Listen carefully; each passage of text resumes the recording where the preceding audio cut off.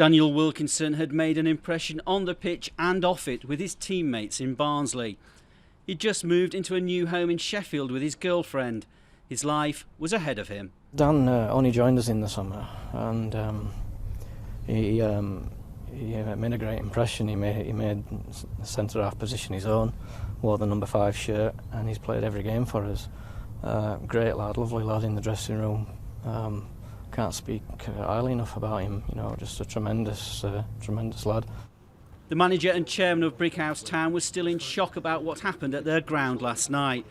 Paul Quinn helped try to resuscitate Daniel Wilkinson when he collapsed in the second half of the game. It's just such a tragedy. It's difficult to put into words how everyone's feeling at this football club, never mind at Shore Lane, and most importantly, how Daniel's family are feeling. It's just a tragic loss. A young man coming here on a Monday night to play in a competitive game and loses his life. It's just it's beyond words. There was just a numbness and and a desperate hope to to see some form of positive recovery.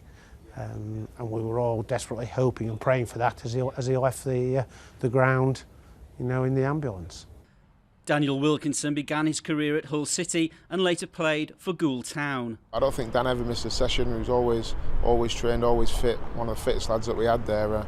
So just absolutely shocked and devastated, really. It hit me quite hard, the news did. Such a nice kid and a very, very good player. It's the second time tragedy has struck at Brickhouse Town. 15-year-old Hugh Thatcher from Holmfirth died from a head injury during a game on the same pitch 5 years ago.